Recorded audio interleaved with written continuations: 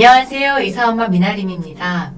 오늘은 우리 월경애와 함께 월경의 의미, 과정, 유의할 점 등에 대해 이야기를 좀 해보려고 해요. 여성은 왜 매달 월경을 하는 것일까요? 여성의 몸은 한 달에 한 번 아기를 만들 준비를 하기 위해 자궁을 푹신하고 두껍게 만들어요. 하지만 임신이 되지 않으면 이 두꺼운 자궁 내벽이 필요 없기 때문에 스스로 배출을 하게 되는데 이게 바로 월경입니다. 처음 겪어보는 신체 현상으로 당황스러울 수 있지만 월경은 건강함의 상징이자 여자라면 누구나 겪는 자연스러운 현상이에요. 초경을 시작했다면 부끄러워할 필요 없이 부모님이나 선생님 등 주변 어른들에게 도움을 요청하세요. 초경을 시작한 지 얼마 되지 않은 10대라면 생리 주기가 불규칙하고 생리량이나 생리기간이 일정하지 않으면서 혈이 조금 어둡고 덩어리지는 등 증상이 나타날 수가 있는데요. 이것은 난소 기능이 아직 완전히 성숙하지 못해 나타나는 증상이에요. 나이가 좀 더 들어서 난소가 완전히 성숙해지면 주기가 안정되면서 자연스럽게 사라질 수 있기 때문에 걱정하지 않아도 됩니다. 월경을 시작하게 되면 평소보다 더 위생을 철저히 해야 합니다. 월경 시 자가 위생 관리에 소홀하게 되면 건강 문제에 직면할 수 있는데요. 특히 요로기 감염이나 세균성 질염, 난관염, 골반염과 같은 생식계 감염을 초래할 수 있고 이를 방치하게 되면 나중에 난임에까지 이를 수 있습니다. 그렇다면 월경 시 위생 관리는 어떻게 해야 할까요? 처음 월경을 하게 되면 어떻게 몸을 씻어야 할지 고민이 되는데요. 월경을 할 때에는 통목욕은 자제하는 것이 좋고 매일 샤워를 해서 청결함을 유지하는 것이 좋아요. 외음부를 씻을 때에는 미지근한 흐르는 물에 이물질이 씻겨 나오도록 두는 것이 좋습니다. 비누나 알칼리성 바디워시 등은 외음부 피부에 자극을 줄 수 있으므로 피하는 것이 좋은데요. 만약 흐르는 물만으로 잘 씻기지 않는다면 여성 청결제나 약산성 바디워시 등을 이용하면 됩니다. 이를 통해 적정 pH를 유지하여 외음부의 유해세균과 냄새를 잡아줄 수 있어요. 이외에도 질세정제가 있는데 이것은 외음부가 아닌 질 안을 세척하는 것으로 월경 중 잘못된 질세척은 세균성 질염, HIV 감염 및 HPV 감염 발생 위험과도 유의한 관련성을 높이기 때문에 청소년의 경우 특히 사용을 자제하는 것이 좋고 질 분비물, 가려움이 동반된 질염 등의 증상이 있을 때에는 반드시 진료를 보는 것이 좋습니다. 생리대를 교체할 때에도 세균 감염의 위험성이 있기 때문에 조심해야 합니다. 최근 코로나19로 인해 손 씻기가 강조되고 있는데요. 생리대를 교체할 때에도 반드시 손을 씻어주는 것 잊지 마세요. 생리대 교체는 월경량과 관련 없이 2~3시간 주기로 반드시 해주셔야 합니다. 이는 생리혈이 흡수된 생리대에서는 세균이 쉽게 증식할 수 있기 때문인데요. 생리대를 장기간 방치하게 되면 가려움증이나 따가움 등 피부 발진이 일어날 수 있어요. 짧은 주기로 생리대를 교체해주면 월경 냄새가 나는 것도 방지할 수 있습니다. 여기서 생리대를 교체할 때 에티켓. 다 사용한 생리대를 버릴 때에는 개별 포장지에 돌돌 말아 휴지통 혹은 위생용품 수거함에 버려야 합니다.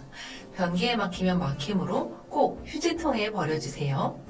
생리대를 그냥 버릴 경우 다시 펼쳐져서 타인에게 불쾌감을 줄 수 있기 때문에 꼭 포장지나 휴지 등을 이용해서 감싸서 버려야 한다는 점 잊지 마세요. 평소에는 일반 날개형 생리대를 사용하는 것이 적합합니다.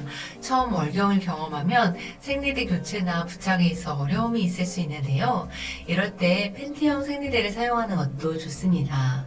생리대를 팬티에 부착하지 않아도 되고 간단히 입기만 하면 돼서 간단하죠. 잠을 자거나 체육활동 등으로 움직임이 많을 때에면 오버나이트 생리대를 사용하는 것을 추천합니다. 생리대 면적이 넓어서 월경혈이 셀 위험이 적기 때문입니다. 월경이 거의 끝났지만 혹시 월경혈이 나올까봐 걱정이 되거나 냉이 많은 편이라면 월경 후에 팬티라이너를 착용해 주어도 됩니다. 팬티라이너는 월경 전후 혹은 평상시 여성의 분비물을 흡수해서 밖으로 새지 않게 만드는 아주 얇은 패드라고 생각하시면 됩니다.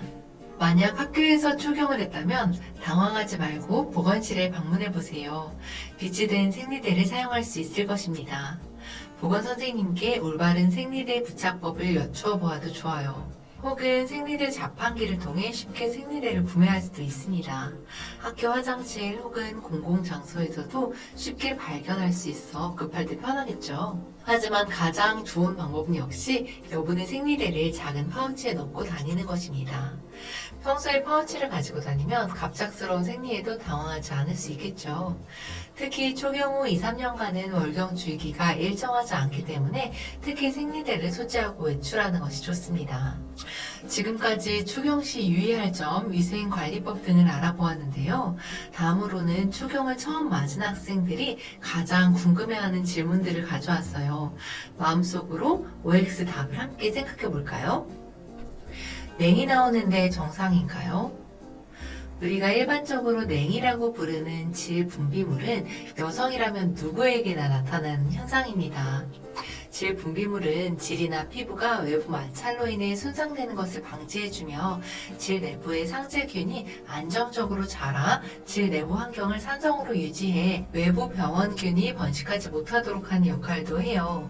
색이 투명하거나 우유와 같은 흰색을 띠는 질 분비물의 경우 정상적인 것으로 걱정하지 않으셔도 됩니다. 하지만 질 분비물의 양이 평상시보다 너무 많거나 불쾌한 냄새가 나고 가려운 증상이나 통증을 동반하는 경우라면 질의 환경 변화나 염증의 신호일 수 있으므로 병원에 방문해보는 것이 좋아요. 월경할 때 수영장에 가도 되나요? 우선 월경 중이라면 수영이나 스킨스쿠버, 목욕 등 수중 활동은 권하지 않습니다. 월경 중 질 내부는 아주 민감하고 평소보다 세균 침입에 취약한 상태가 되기 때문입니다. 불가피하게 월경 중에 물속에 들어가야 하는 상황이라면 탐폰을 착용할 수 있는데요. 탐폰은 생리대와 달리 체내에 삽입하는 생리용품으로 착용 시 피가 새거나 묻어나지 않고 움직임에 큰 제약이 없다는 장점이 있어요. 다만 탐폰 착용 시간을 꼭 지켜주어야 하는데요. 양이 많은 날에는 2-3시간, 적은 날에는 4-5시간 착용이 적당합니다. 시간을 지키지 않으면 세균 감염 및 심한 경우에는 폐혈증이나 독성 쇼크 증후군까지 일으킬 수 있기 때문에 주의해야 해요. 또한 물속에서 나오면 체내 탐폰이 수영장물 혹은 바닷물에 오염되어 있을 수 있기 때문에 반드시 바로 빼거나 교체하는 것이 좋습니다. 생리대에 냄새가 나는데 향수를 뿌려도 될까요? 생리대에 냄새가 나는 이유는 무엇일까요? 월경 특유의 냄새는 월경혈이 분비물과 만나거나 월경혈이 공기와 만나 산화되면서 발생하는데요. 사실 외음부를 흐르는 물에 씻어주는 것만으로도 냄새의 대부분이 예방되고 생리대 교체 시기를 잘 지킨다면 냄새가 나지 않는답니다. 그럼에도 냄새가 걱정이 된다면 냄새가 나지 않는 무향 수치 생리대를 사용하거나 수면 속옷을 사용하여 통기성을 좋게 해주는 방법이 있습니다. 생리대에 향수를 뿌리거나 향이 첨가된 생리대를 사용하는 것은 냄새를 향으로 덮는 일시적인 방편에 불과할 뿐 아니라 접촉성 피부염을 일으킬 수도 있기 때문에 주의하셔야 해요. 이렇게 간단하게 초경을 시작한 친구들을 위해 콘텐츠를 준비를 해보았는데요. 참고하셔서 당황하지 않고 월경을 맞이할 수 있길 바랍니다. 더불어 오늘 영상은 유한 킴벌리 우리 월경해 블로그와 함께 하였는데요.